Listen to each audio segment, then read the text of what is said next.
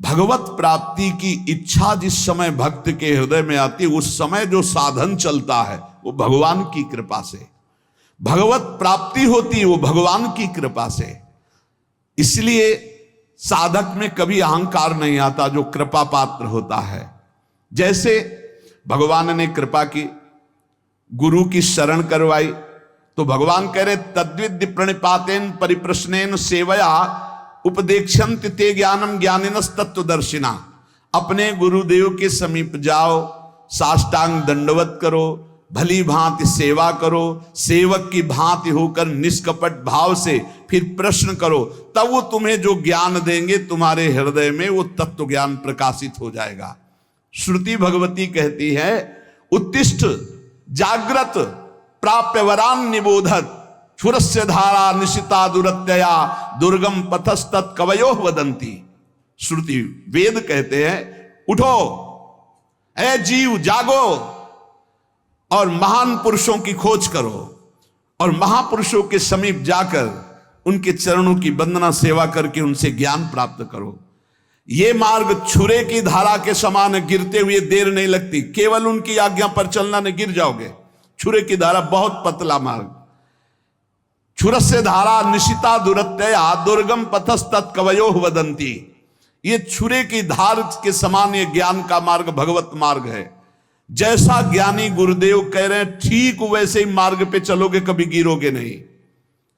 भगवत प्राप्ति में अपना पुरुषार्थ मानने के कारण अहंकार रूपी दोष आ जाता है और अहंकार दोष उत्पन्न होने के कारण कभी भी भगवत प्राप्ति नहीं होती। वो भीषण संकटों में फंसता चला जाता है, काम क्रोध लोभ मोह मद मत्सर अहंकार। जो साधक भगवत प्राप्ति के मार्ग में अपना बल रखता है भ्रष्ट हो जाएगा। अहंकार के नाश के लिए फिर भगवान विपत्ति संकट बड़ी बड़ी अपमानजनक वृत्तियां भेजते हैं उसके सामने। अब देख, ये भगवान की विशेष कृपा साधक के ऊपर होती है कि जब वो गर्व करता है तो भगवान उसके सामने विपत्ति संकट और अपमान भेजते हैं। केनोपनिषद में एक कथा आती है कि देवराज इंद्र दैत्यों से विजय प्राप्त करके बड़ा उत्साह नाच गाना मना रहे थे और सब गरज रहे थे देवता। भगवान ने देखा कि अरे मेरे बल से बलवान होकर के ये विजय प्राप्त किए और अहंकार स्वयं कर रहे। केनोपनिषद में है ये कथा। तो भगवान एक विशाल यक्ष के रूप में प्रकट होते हैं। ऐसे सभा में नृत्यगान हो रहा था दूर से, इतना विशाल आकर्षणकारी रूप। देवराज इंद्र ने कहा कौन सभा में जाके परिचय लाएगा, ये कौन बहुत दूर बलवान खड़ा है। भगवान अग्निदेव सामने गए और कहा मैं परिचय लेके आता हूं। सामने गए, कहा तुम यक्ष कौन हो, ऐसा यक्ष तो हमने कभी नहीं देखा। तो उनका पहले परिचय बताओ, तो तुम परिचय जानने आए हो हमारा, तुम कौन हो। तो उनका मेरा परिचय तुम जानते ही होगे, मुझे अग्नि देवता कहते हैं, मैं अपार बलशाली हूं। अच्छा क्या कर सकते हो तुम? पूरे त्रिभुवन को सूखे उपले की तरह भस्म कर सकता हूं। अच्छा ऐसा, एक तिनका डाला और कहा भस्म करके दिखाओ। पूरी ताकत लगा दी, दाहिका शक्ति भगवान ने खींच ली तो अग्निदेव जला ही नहीं पाए। सर नीचा किया और चले गए। देवराज इंद्र ने पूछा कौन, बोले असमर्थ हूं मैं उनके परिचय को जानने का। भगवान वायुदेव, उन्होंने कहा भगवान मैं अभी गए, कौन हो तुम? भगवान यक्ष स्वरूप में थे। उन्होंने कहा तुम कौन हो जो परिचय जानने आए हो, बहुत बलवान लगते हो। बोले हाँ मैं महाबल हूं, समस्त प्राणियों का पोषण करता हूं, अनंत ब्रह्मांडों को तिनके की तरह उड़ा सकता हूं। अच्छा ये तिनका है, इसको उड़ा दो। पूरी ताकत लगा दी, वायु देवता तिनका भी नहीं उड़ा पाए। देवराज इंद्र के पास गए, बोले असमर्थ हूं मैं, किसी भी देवता की कोई सामर्थ्य नहीं। जब देवराज उठे तो अंतर ध्यान हो गए यक्ष भगवान, और वहां भगवती अंबा त्रिपुर सुंदरी प्रकट हुई, ज्ञान समुद्र। और उन्होंने कहा तुम्हारा इतना गर्व बढ़ा हुआ कि तुम संभाषण भी नहीं कर सकते थे। वो साक्षात श्री भगवान थे, समझ पाए तुम्हारे इन देवताओं में और तुम में कोई सामर्थ्य नहीं, भगवान की सामर्थ्य थे, तुम सामर्थ्यवान होकर विजय प्राप्त की हो, इसलिए गर्व मत करो, तुम में कोई सामर्थ्य नहीं है। ऐसा अंबाजी ने उपदेश किया। इसलिए साधक में जो परमार्थ की सामर्थ्य आती है वो भगवत प्रदत्त आती है। वो जो प्रयत्न आता है साधना में वो भगवान की कृपा से आता है। अगर अहंकार कर ले तो विघ्न पड़ जाएगा साधना में। और जब भगवान देखते हैं कि साधक को अहंकार हुआ तो उसकी पिटाई करवाते हैं। काम क्रोध लोभ मोह मद मत्सर को छूट दे देख, फिर वो पुकारता है हाथ त्राहिमाम प्रभु बचाओ, तो फिर भगवान आकर के उसे बचा लेते हैं। और जब उसको ये पता चल जाता मैं असमर्थ हूं तब सुंदर साधना दे देते हैं और चढ़ाई में चढ़ जाता है। इसलिए भगवान की शरण में रह करके भगवत बल से साधना भगवत प्राप्ति की हो रही, किंचन मात्र कोई साधक अभिमान न करे। भगवत कृपा से ही संत संग मिला, भगवत कृपा से साधना का मार्ग मिला, भगवत कृपा से साधना हो रही, भगवत कृपा से भगवत प्राप्ति हो जाएगी। आप थोड़ा भी अहंकार करके इधर उधर विचलित ना हो। भगवान का एक व्रत है, सकृदेव प्रपन्नाय तवास्मीति च याचते अभयम सर्वभूतेभ्यो ददामि तद व्रतम मम। एक बार जो मेरी शरण में आकर कह देता है हे नाथ मैं आपका हूं, मैं उसे स्वीकार कर लेता हूं और समस्त भूतों से अभय कर देता हूं। ये मेरा व्रत है, ये मेरा प्रण है।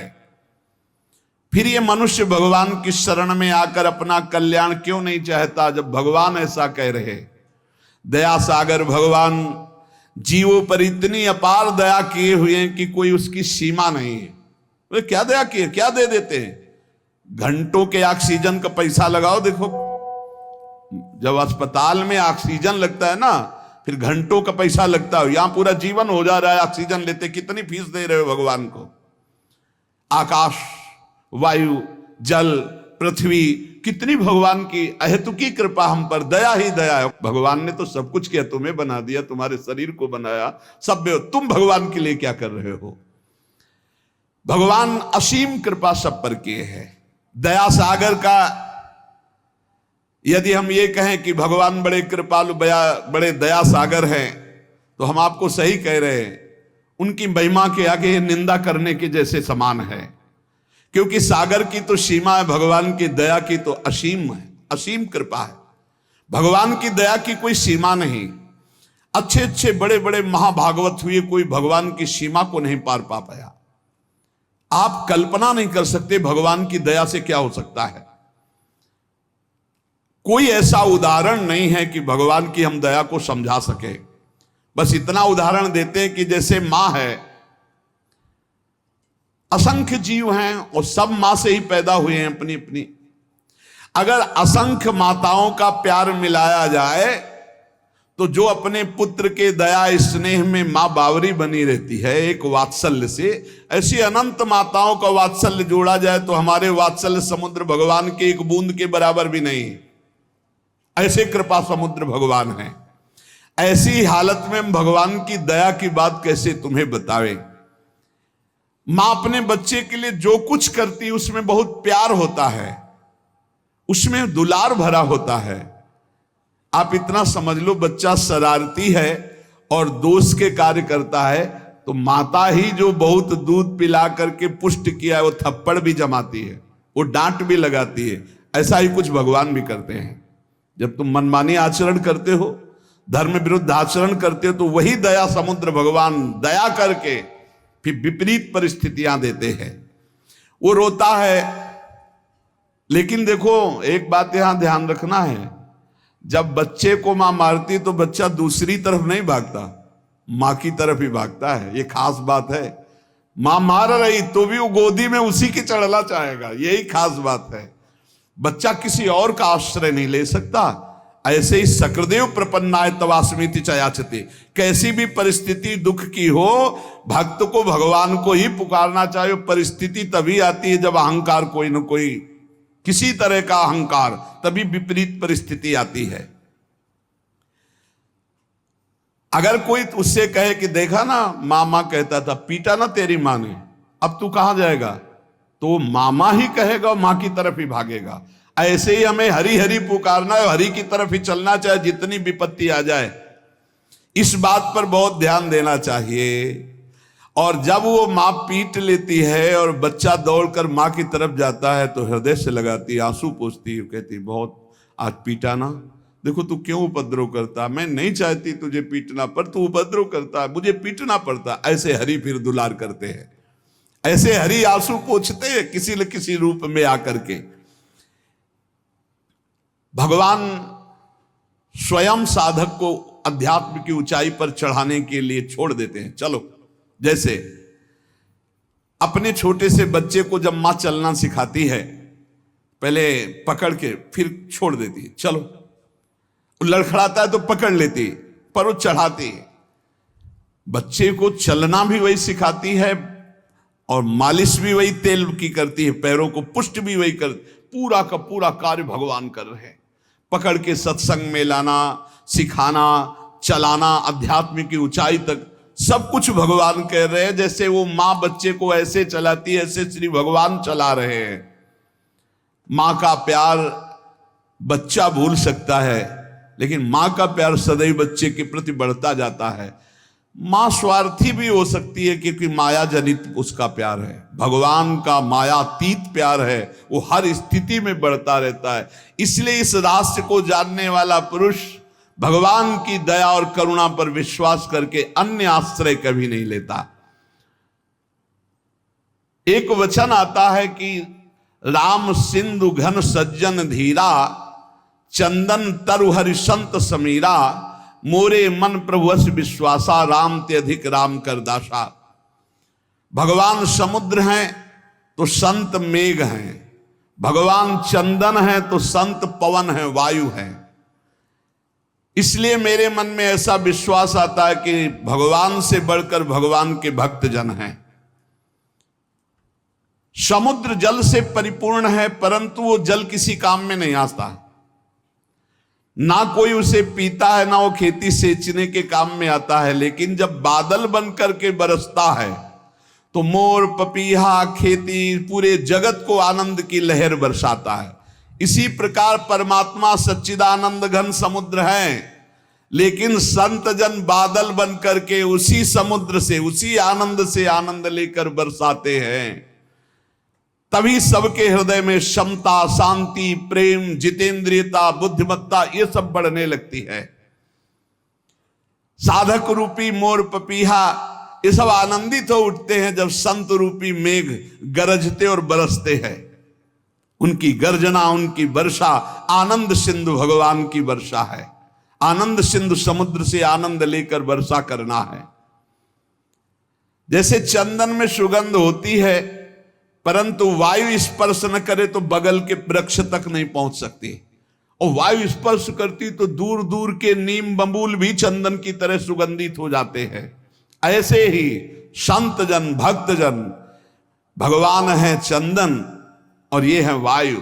ये दूर दूर तक नीम बबूल जैसे स्वभाव वाले दुष्ट जन भी संत वाणी के द्वारा अपने जीवन का परिवर्तन करके महात्मा बन गए, संत बन गए। हिंसक, चोर, बेविचारी ये उनकी वाणी के प्रभाव से भगवदानंद का अनुभव करने वाले ब्रह्म ऋषि महात्मा बन गए। संतों की भगवान से ज्यादा बड़ी कृपा होती है। संतों में कभी द्वेष नहीं होता।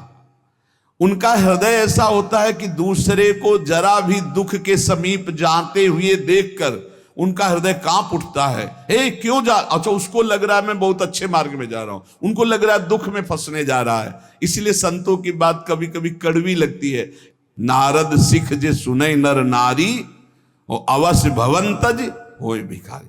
देखो, मां चाहेगी बेटा खाए पिए खूब सोए, पिता चाहेगा इतना वैभव एकत्रित कर दूं किसी का कभी कोई जरूरत, और गुरु चाहेगा कि किसी काम का न रह जाए, न इसे नींद आवे, न इसका पेट भरे, न इसके पास धन का बल हो, न इसके पास जन का बल हो। एक बल हो महाबल, केवल भगवान का। बहुत अंतर है, बहुत अंतर है संसार के और गुरुदेव के प्यार में, बहुत अंतर है। वो संसार की हर कट करके एकमात्र भगवान का सहारा, और संसारी जन हर कट करके भगवान के मार्ग से केवल संसार का सहारा। जमीन है, रुपया है, बैंक बैलेंस है, रिश्तेदार है, नातेदार है, खूब मौत से खाएगा, मौत से खाएगा नहीं, काल खाएगा। काल जैसी तरिवंश प्रपंच बंच सवे काल ब्याल को खायो, या जे जान श्याम श्यामा पद कमल संग शिरनायो। भगवान की दया में साधक में कायरता नहीं आ जाती, ध्यान रखना। अब सब भगवान की दया से हो जाएगा ऐसा नहीं, वो कायर नहीं होता, वो बहुत ही कार्य प्रवीण होता है। जो गुरुजनों ने सेवा, जो भजन, जो उसमें लगा है, पर भरोसा भगवान की कृपा का है कि भगवान की कृपा से नाम जप हो रहा है, भगवान की कृपा से वृंदावन वास हो रहा है, भगवत कृपा से संत समागम, भगवत कृपा से हमसे साधन भजन बन रहा है। कितनी भी बुराई क्यों न हो संत महापुरुष की, वो उसका कल्याण ही चाहेंगे। ये संतों का, कितनी भी बुराई क्यों न कर लो, तुम ही कर लो, वो कभी बदला लेने की इच्छा नहीं कर सकते। आप उनका अपमान भी कर दो, तुम्हारा हित ही करेंगे। वो तुम्हें दुर्गुण दुराचार से, माया से हटा करके भगवान में ही तन्मय करेंगे, तभी। ये ड्यूटी है। हरई शिष्य धन शोक न हरई, सो गुरु घोर नरक मा पर। तुम तो जहां जाओगे जाओगे, तुम्हारी जिम्मेवारी हुई, उनको भी जाना पड़ेगा। हरई शिष्य धन शोक न हरई, सो गुरु घोर नरक मा पर। गुरु शिष्य अंध बधिर कर लेखा, एक न सुनई एक ने। गुरु देख नहीं रहे कैसे चल रहा, और शिष्य सुन नहीं रहे कि गुरु कह क्या रहे। भगवान और भगवान के संत करुणा के भंडार है। हम संसार में गोते खा रहे हैं, वो अपने दर्शन से, स्पर्श से, चिंतन से, उपदेश से सबको माया प्रपंच से हटा हटा कर श्री भगवान में लगाते हैं। लोगों को पवित्र करने वाले जहां प्रकट होते हैं संत जन, वो भूमि पावन होती है, वो कुल पावन होता है, वो देश पावन होता है। जिसका चित्त अपार संबित सुख सागर परब्रह्म में लगा है, वो जहां बैठता है वहां पावनता का प्रचार प्रसार होता है। युधिष्ठिर जी महाराज विदुर जी से कहते हैं कि भवद्विधा भागवतास तीर्थ भूता स्वयं विभु, तीर्थी कुर्वन्ति तीर्थानि स्वांतास्थेन गदाभृत। हे स्वामी, हे विदुर जी, आप सरीखे भगवत भक्त महात्मा जो निरंतर भगवान के चिंतन में डूबे हैं, तीर्थ रूप होते हैं। पापियों के द्वारा स्पर्श करने से तीर्थ भी मलिन हो जाते हैं, और आप जैसे भगवत स्मरण करने वाले महात्मा जब तीर्थों में अवगाहन करते हैं तो तीर्थ निष्पाप हो जाते हैं। तीर्थी कुर्वन्ति तीर्थानि स्वांतास्थेन गदाभृता। तो ऐसे संतों का, ऐसे दयालु भगवत भक्तों का संग मिल जाए तो उनको गाली भी दे, उनका अहित भी करे, तो भी वो उसका कल्याण करके ही छोड़ेंगे। जैसे किसी का ऑपरेशन करना हो, अब हाथ पैर बांध दिए जाओ, खूब गाली दे तो डॉक्टर उससे थोड़ी परेशान होता है। अब वो तो चीरा लगा के छोड़ेगा, तुम चाहे गाली दो चाहे जितना चिल्को। ऐसे ही ममता मोह आसक्ति के फोड़ा हैं, इनका ऑपरेशन होना है, बहुत चीख मचती है, बहुत चीख मचती है। कितने तो मैं बंधन तोड़ा करके ऑपरेशन थिएटर से भाग जाते हैं, और अगर चैन से आप उनकी आज्ञा का पालन करो तो फोड़ा बैठ भी जाएगा, ऑपरेशन की जरूरत नहीं पड़ेगी। बड़े कृपालु हैं। लेकिन अगर आप उनकी आज्ञा का पालन नहीं करोगे, फोड़ा बढ़ जाएगा, फिर ऑपरेशन होगा। ये दुष्ट स्वभाव वाले जो लोग होते हैं, ये कुल्हाड़ी की तरह होते हैं, और जो संतजन होते हैं चंदन की तरह। तो कुल्हाड़ी काटती है तो कुल्हाड़ी को भी सुंदर वो सुगंध देते हैं। चंदन में जब कुल्हाड़ी, तो उसको भी शीतलता और सुगंध देते हैं। लेकिन वो चंदन कटने के बाद भी देवताओं के सिर पर चढ़ता है, और कुल्हाड़ को आग में रख के उसका मुंह घन से कुचला जाता है। अगर दुष्ट लोग दुष्टता करते तो संत जन अपना स्वभाव उन्हें प्रदान करते, तुम्हारा मंगल हो, तुम्हारे ऊपर भगवान की कृपा बरसे, तुम्हारी बुद्धि शुद्ध हो। संत सुरसरी के समान, गंगा जी के सुरतरु काम कल्प वृक्ष के समान हैं। अगर हम संतों का सेवन करें तो हमारी असत वासनाएं नष्ट होकर भगवान की प्राप्ति निश्चित करा दे। श्रद्धा प्रेम करने वालों का कल्याण होते देखा है, तो मुझे आपकी इस बात पर विश्वास नहीं हो रहा है कि संत समान भाव के होते हैं। जो संतों पर श्रद्धा और विश्वास करता है उसी का कल्याण होता है। और आप कहते हैं संत समान भाव से सबका कल्याण करते हैं। मुझे इस बात पर दोष दिखाई दे रहा है। प्रश्नकर्ता तो यहां उत्तर दे रहे हैं कि श्रद्धा और प्रेम की कमी के कारण यद्यपि संतों की सब पर बराबर कृपा होती है, पर जिसके श्रद्धा और विश्वास की कमी होती है तो वो दोष ही देख पाता है, संतों पर गुण दर्शन नहीं कर पाता। जैसे सूर्य बिना किसी पक्षपात के सबको समान प्रकाश देते हैं, पर दर्पण में प्रतिबिंब पड़ता है और सूर्यकांत शीशा में भी सूर्य का प्रकाश पड़ता है, तो दोनों में अंतर है।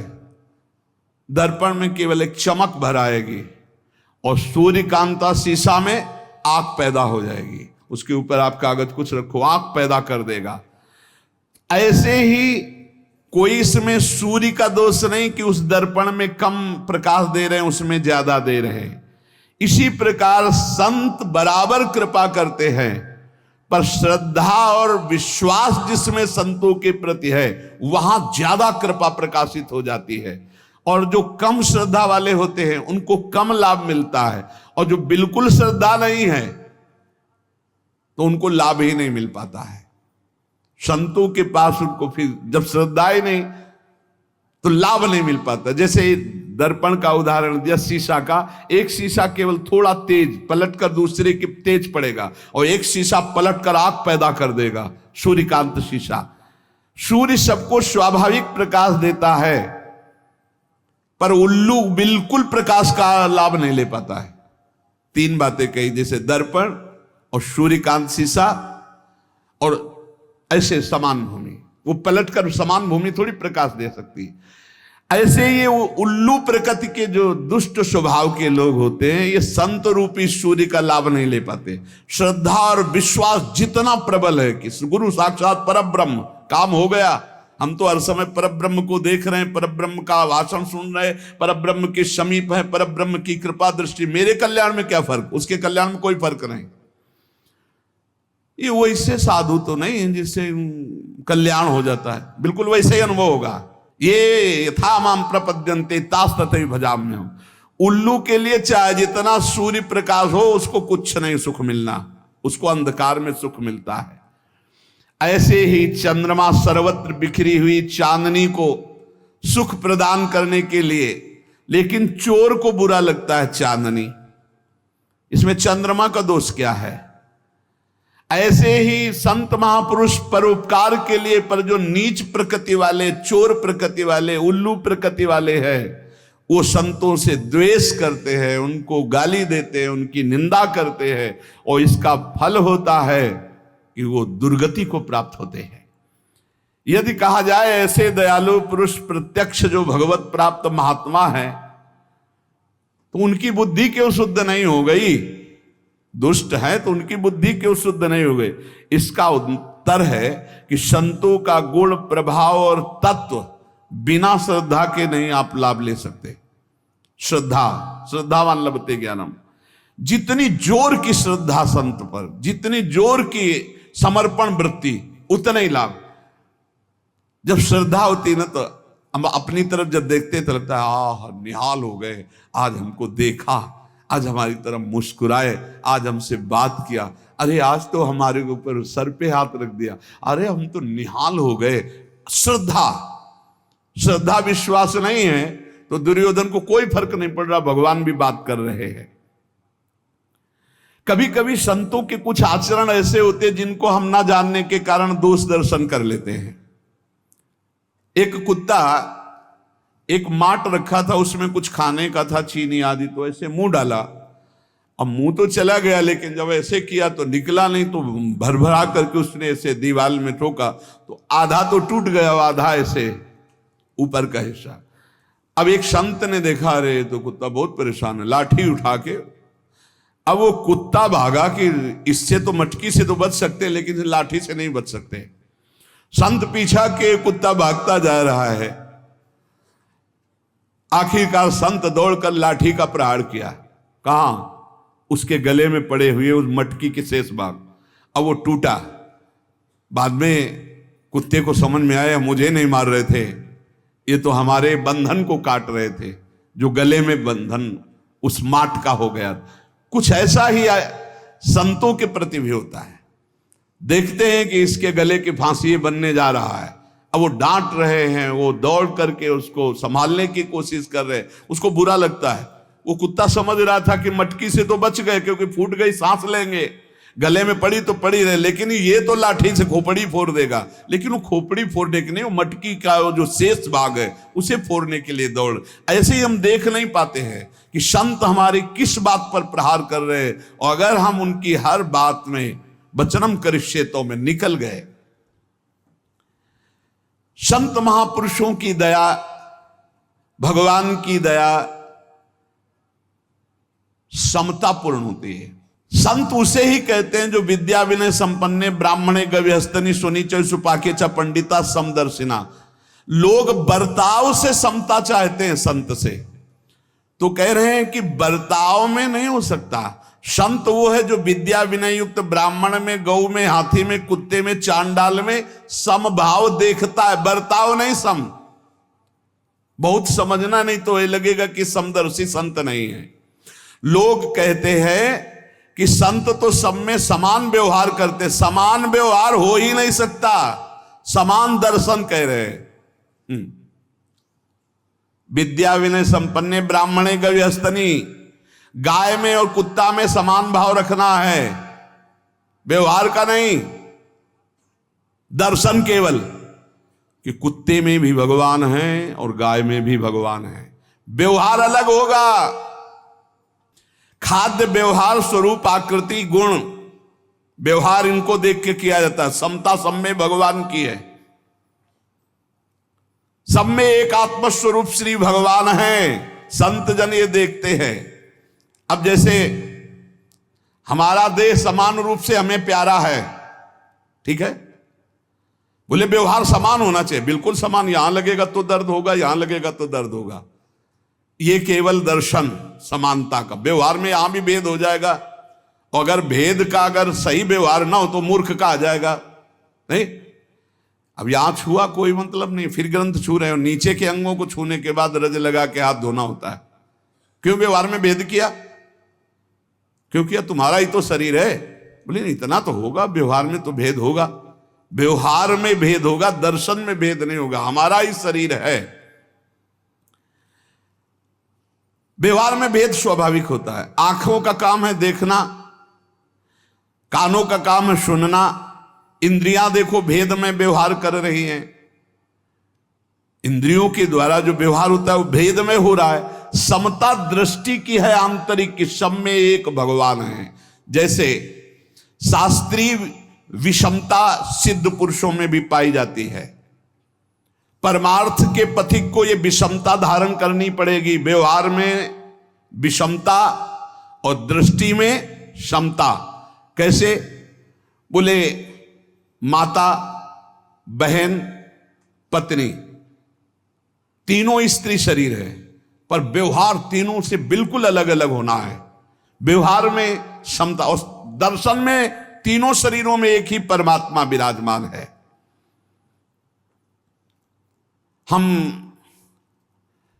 कुत्ते को रोटी देते हैं और गाय का हरी हरी घास से पूजन करते हैं।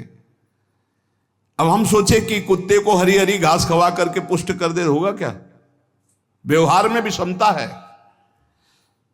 या हम सोचे विद्या विनय संपन्ने ब्राह्मणे गव्यस्तनी सुनीच सुपाके च, सबको घास, नहीं चल पाएगी ना।